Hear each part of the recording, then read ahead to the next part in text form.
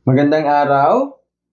I-solve natin ang exercise na ito. Angle A is complementary to angle C.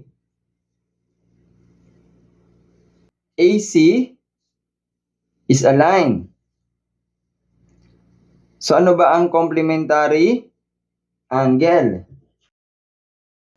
Two angles are complementary if the sum of their measures is 90 degrees. Each angle is called the complement of each other.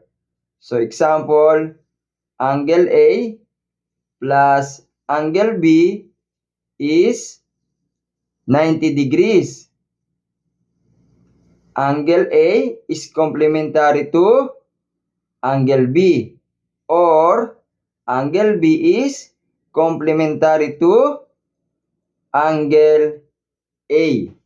Kapag ang sum ng dalawang angle ay 90 degrees, sila ay complementary angles.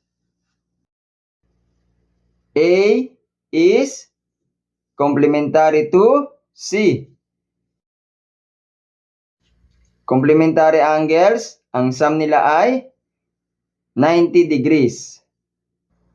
If angle A is 2x minus 10 and angle C is 4x plus 40, find the measure of angle A, measurement of angle C, and the measurement of angle B.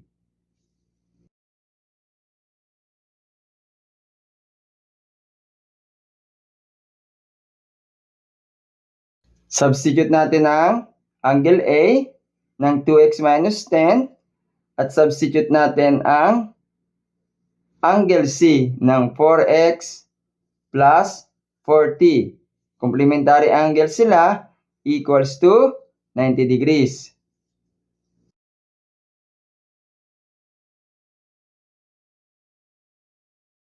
Isolve natin 2x plus 4x, 6x, negative 10 plus 40, positive 30.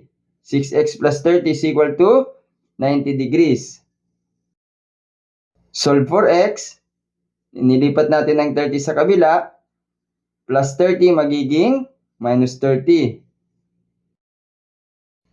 6x is equal to 60. Finding x, divide both sides by 6.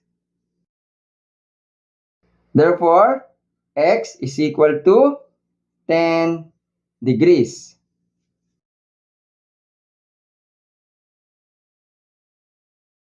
Finding angle A, angle C at x is equal to 10 degrees. Angle A is 10 degrees.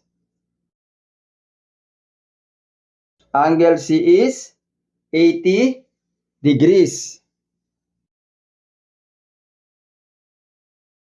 Hanapin naman natin ngayon ang angle B.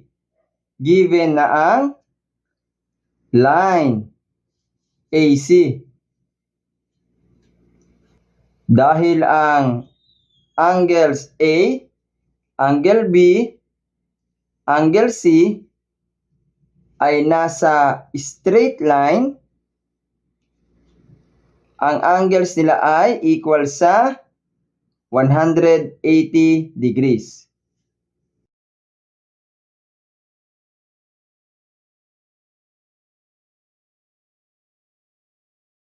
Angle B ay equal sa 90 degrees.